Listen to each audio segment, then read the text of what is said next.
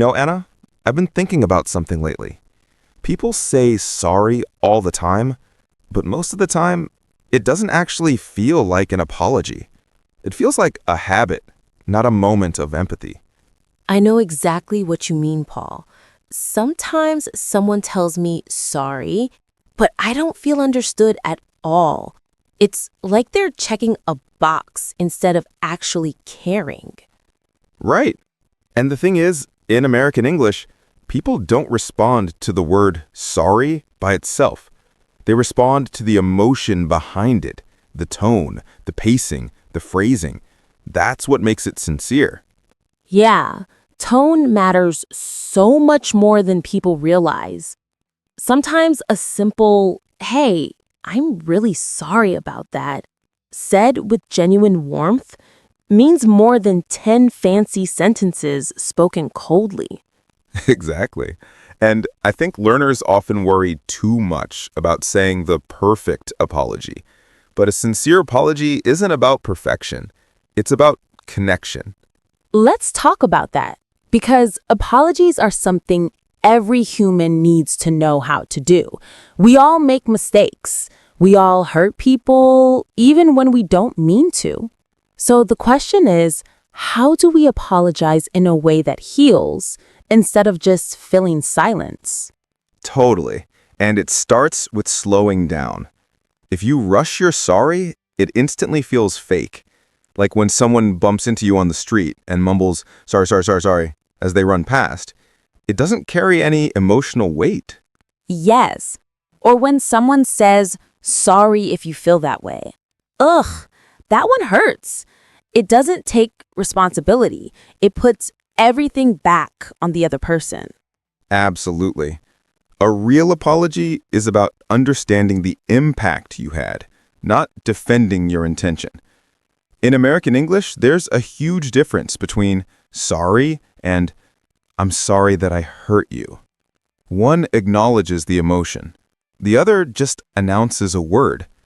Let's give some real-life examples so people can feel the difference.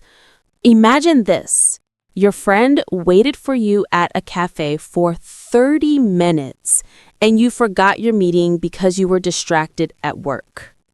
If you walk in and say, sorry, I was busy, that sounds cold, almost dismissive, like you're explaining, not apologizing. But if you say, hey, I'm really sorry I kept you waiting, that wasn't fair to you.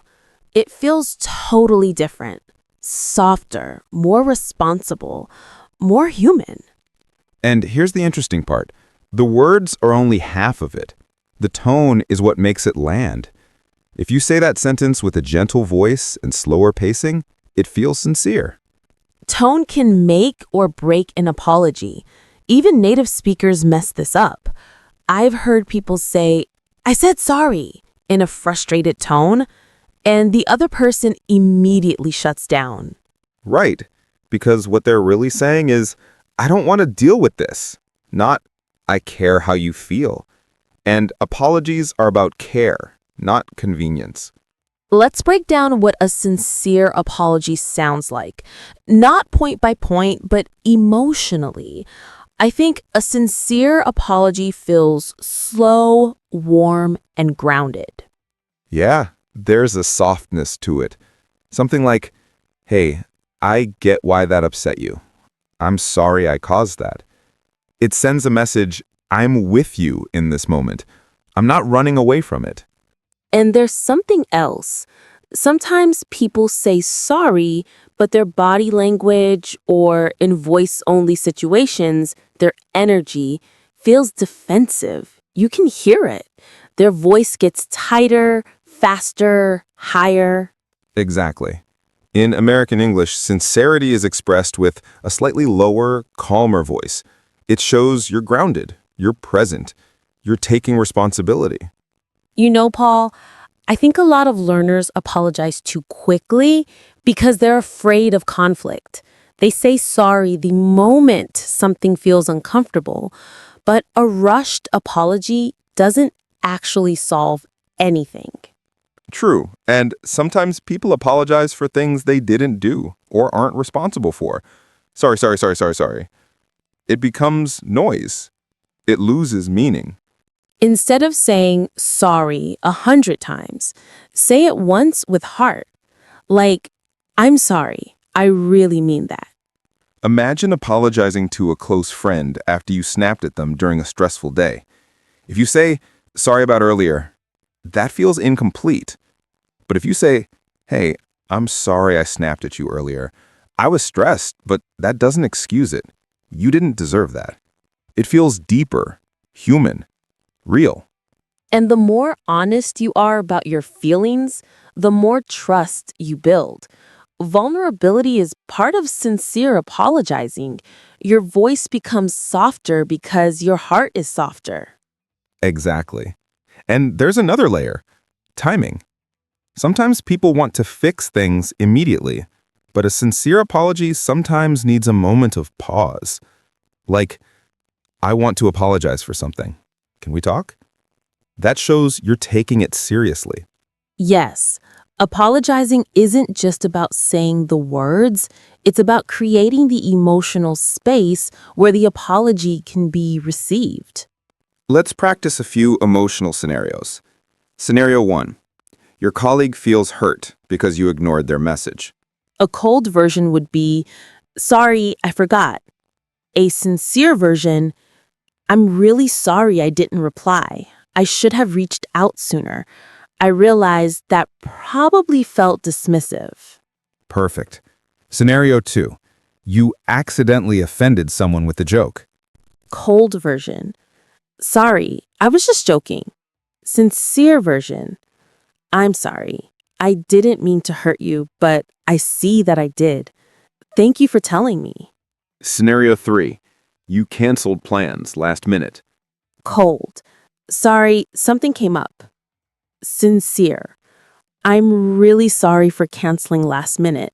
I know your time is valuable, and I didn't handle that well. Beautiful. And notice how all the sincere versions focus on the other person, not the excuse. Yes, that's the essence of empathy. You're not just saying sorry, you're saying, I see your feelings, I respect your feelings. And once you understand this, apologizing becomes a kind of kindness instead of a chore. One of the most healing phrases in American English is, I understand why you felt that way. It never replaces sorry, but it supports it beautifully. Exactly. And it's even more powerful when combined. I'm sorry, and I understand why you felt that way. Paul, I think the reason this matters so much is because everyone's trying to be heard. A sincere apology tells the other person, I hear you. Yes. And it tells them you care enough to take responsibility. That's why tone is everything. A soft voice, slower pacing, a breath between sentences. These things make your apology land like a hug instead of a formality. And when your apology feels real, something amazing happens. The other person relaxes, their shoulders drop, their voice softens. They feel safe again. A sincere apology repairs. A rushed apology hides. If you learn to speak with real empathy, not just vocabulary, your relationships, in English and in life, will transform. So don't just say sorry. Say it with heart. Say it with presence. Say it with empathy.